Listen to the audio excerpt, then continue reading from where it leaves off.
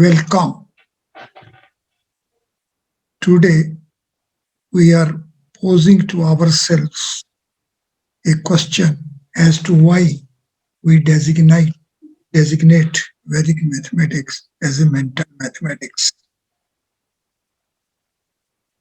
One reason for it is that it reached us in a speaking language.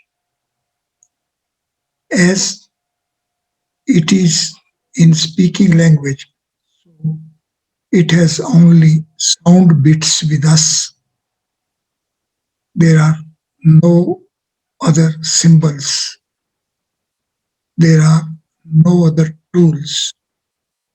There are no other variations which can be availed by us to decipher out, to decode, to imbibe these values. So we can only hear. Sound bits have to reach our mind. This is the first reason. The second reason is that this mathematics is about the existence phenomenon. It is the existence phenomenon of our solar universe, which is the subject matter discipline. The existence phenomenon of solar universe is within forms and without forms. The existence phenomenon is being chased by Vedic mathematics in its entirety, and this that includes the existence phenomenon human body. Therefore, it is can be said to be a mathematics of human body. Once it is mathematics of human body, so our reach within ourselves is firstly in terms of our own mind. As we can peep into, enter, visit the phenomenon within our body in terms of thoughts, impulses, thought waves. So this mathematics is designated as the mental mathematics. The third reason is that when we visit the existence phenomenon within our body, it brings us face to face with the outer format of the body. It is this outer format which is only a cover for, only an envelope for what is happening within. Therefore, the mind as an organ of the body, having access to what is happening within the outer frame of the body. So the reach to that phenomenon by the mind makes this mathematics as the mental mathematics. Now, when we be face to face with what is happening within, and as it stands deciphered by our mind, and we are alive to that signal as thoughts, so This mathematics can be available for proper depreciation only as thought ideas. This that way is the basic foundational thought for designating this discipline as the mental discipline. This being so, the learning and teaching mathematics having only thoughts, ideas as the tools, so we can learn and teach this discipline by having proper use of these signals as thoughts, as ideas, which can be expressed in terms of the organs of the body. The outer crust, the outermost formate, the outer frame as organs or in the form of our hands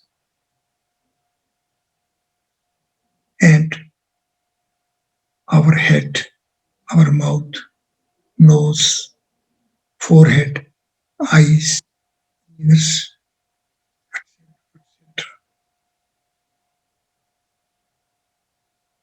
This way, with the time, we have learned that we shall start having a dialogue with ourselves with the help of the features of the organs of our body.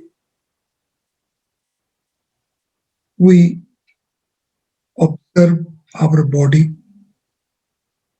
and it is this observation of our body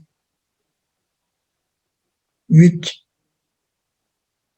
starts manifesting the formates for the forms of the organs of the body. First thing which comes to pointed attention is that there is symmetry playing its role. The front and back of our body, the left and right parts of our body, the upper lower limbs of our body give us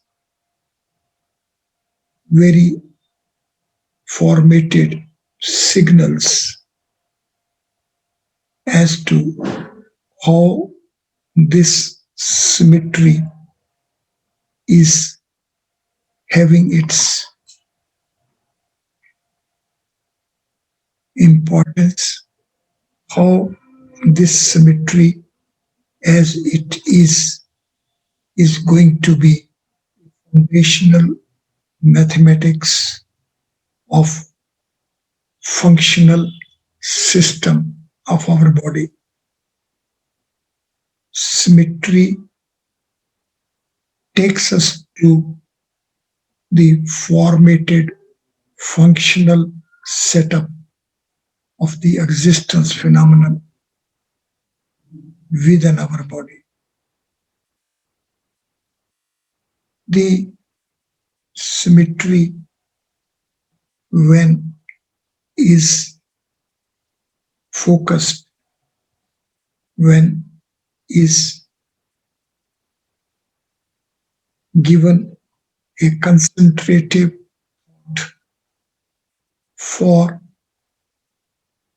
the help to chase the existence phenomenon of our body,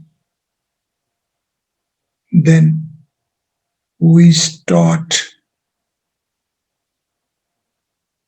concentrating upon the symmetry lines like the backbone, like the placement of nose, the placement of ears, the placements of eyes, the setting of the jaws, the arrangements of teeth, the setup of left hand and right hand fingers. Like that, this symmetry takes us to deeper and deeper layout of its functional manifestation. It is the functional manifestation of the symmetry of our body, which on its face gives the promise that the mathematics of the existence phenomenon is an open book, as is our body. Human body is the open book. In fact, it is the encyclopedia of Vedic mathematics. One who knows these features of human body, he is Vedic. Therefore, the initiation in the discipline of Vedic mathematics is going to be the initiation in the deciphering out capability of the mind. It is this deciphering out capability of the mind which is going to be the mathematical processing, Vedic mathematical processing, the teaching and learning of Vedic mathematical processing is to be initiated in terms of the symmetry features of our body. The first tool which can be availed by us is the symmetry of the hands, fingers of the hand, or making a full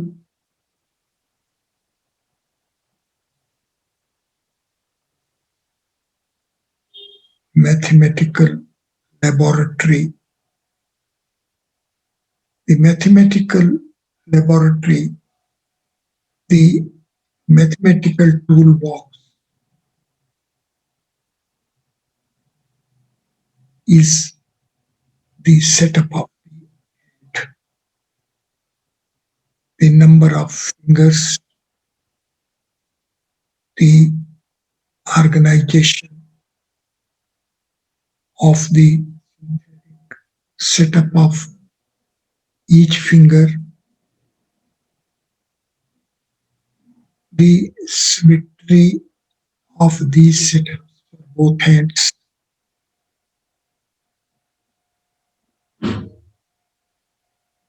Let us have a fresh view of the setup of our hand. The setup of can be availed as a mathematical.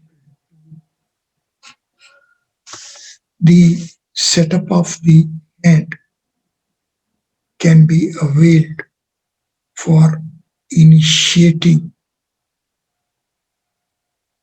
the young minds, for cementing memory, the counts. Counting is to be initiated, counting is counting is to be manifested, counting is to be imprinted in memory, and for it, the hand as the toolbox is to be utilized. As aim is to have imprints in the memory within mind. So the forehead as the mathematical board is available with us. We can use this mathematical board and the symmetry of placements for the eyes and ears on both sides of the nose, placement partition line, the forehead as such will automatically get divided into symmetric zones, left, right, down, and it will soon manifest its eight directional and subdirectional format. Placement of ears will be a useful index points of blackboard.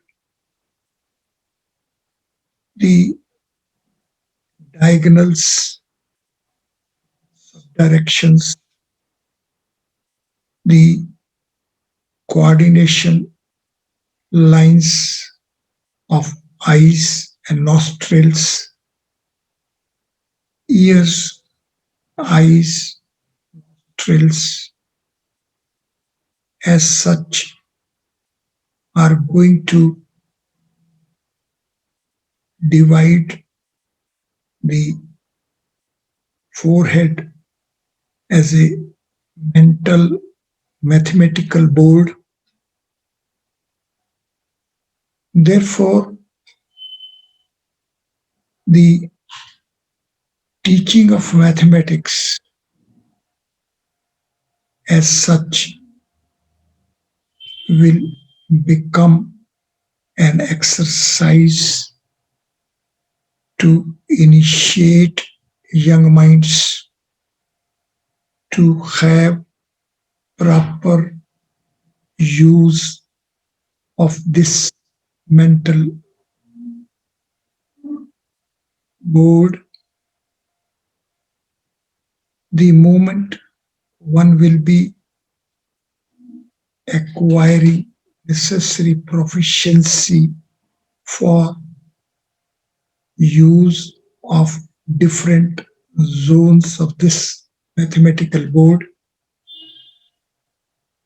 our insight, our enlightenment about the way Vedic mathematics deserves to be chased as mental mathematics will have its firm roots. It is this deep foundational comprehension of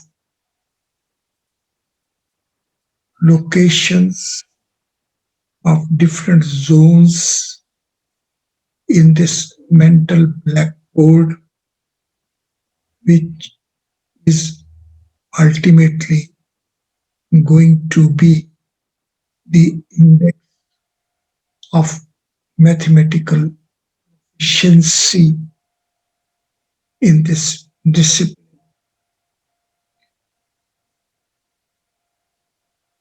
Therefore, a reach from mathematics as a speaking language,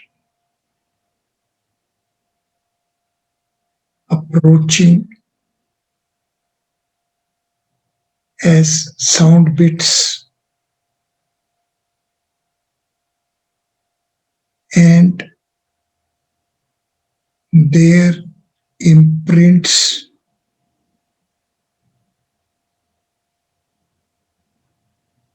within the zones of this mental board is all what is required as far as the external assistance would be required. Rest all is going to be the internal automatic processing within the mind emerging as intelligence.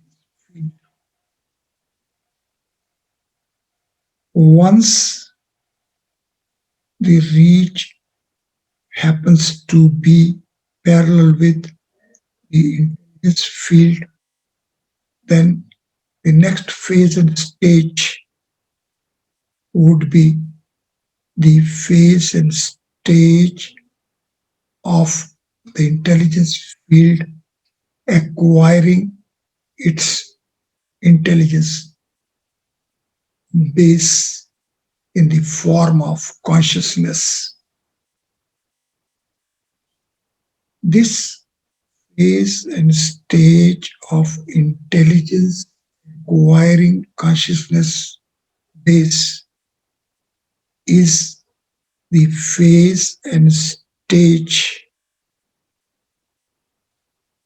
which is a natural phenomenon. However, the existence phenomenon as is of inherently created foundation, the same of its own is of self-fontaining foundation. Only thing what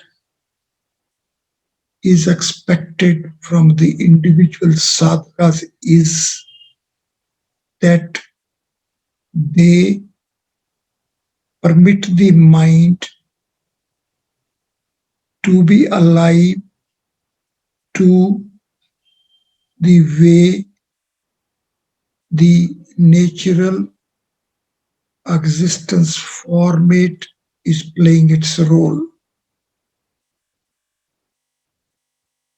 It can be said that one is to sit comfortably and to permit the transcending mind to be parallel with the natural existence phenomenon within human body itself. The experience-based preservations of ancient wisdom are that one is to sit comfortably and to permit the transcending mind to be self conscious. The moment transcending mind is in self consciousness state, the rest whole is all what is inherently follow. The scriptural preservations are that this state of sitting comfortably and permitting the transcending mind to be self conscious is the state of whole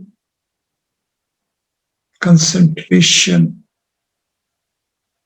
to be of such form that one is to be cautious as to what is happening within one's heart. It is this reach from mind to heart, or in other words, it is this reach of the mind to be in a transcending state, to be within the heart. It, in a way, amounts to a self communicative channel emerging, marking its presence and playing its role for having a coordination between mind and soul.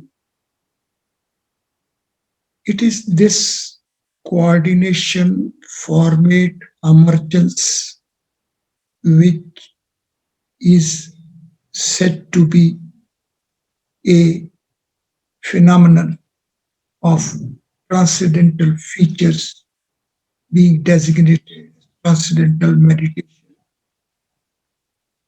In fact, this is the natural happening within the sunlight, and parallel to it is the happening of form of coordination between mind and therefore the intelligence field with consciousness base is that natural state from where the whole rest is of non-mundane level. It is a reach from mundane body to subtle body. A reach from sthul sharir, mundane body, to subtle body, suksham sharir, is that way the only external effort which is the soul.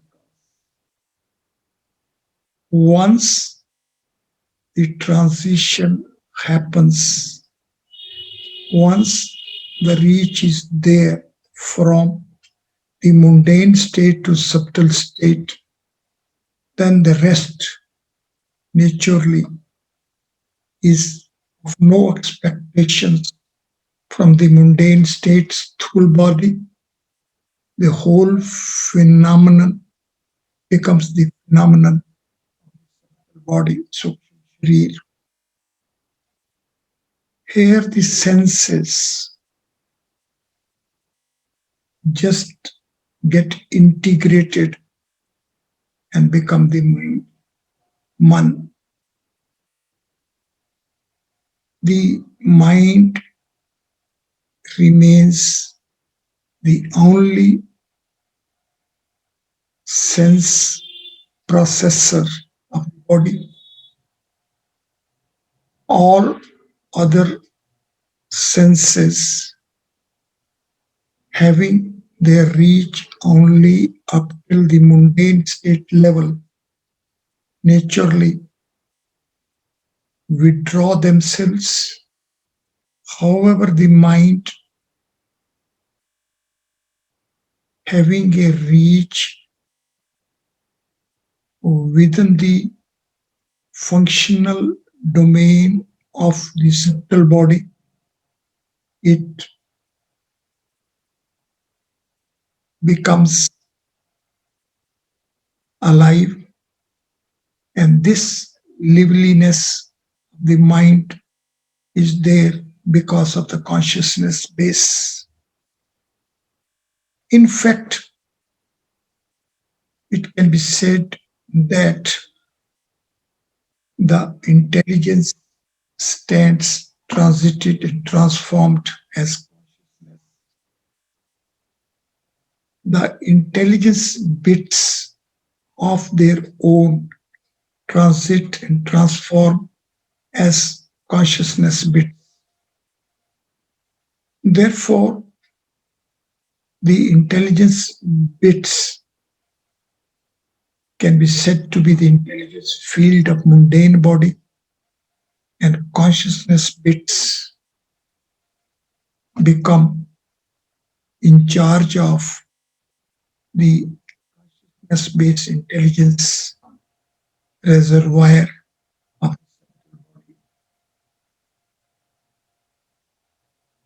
It is here where the natural format of the creation of human body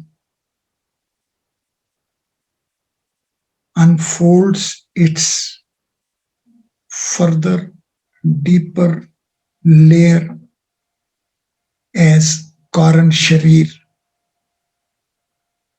It is the unfolding happening within the body and the transition and reach from Sharir to Karan Sharir would be having its functional role. It is this functional role of the Karan Sharir, the causal body, which is a reach from the being being in communication with the soul. It is this Jeev Atma communication which is of such fine state signals that for it the mind with consciousness base as well starts realizing its functional limitations reality. Beyond that beyond that to be parallel with what is beyond that, we have to live in a state, fine state, transcendental state, which will take us to that state, and that communication in that state is going to be the communication with itself, and what self communicates with it remains the transcendental communication in the duality of that self itself. Thank you very much.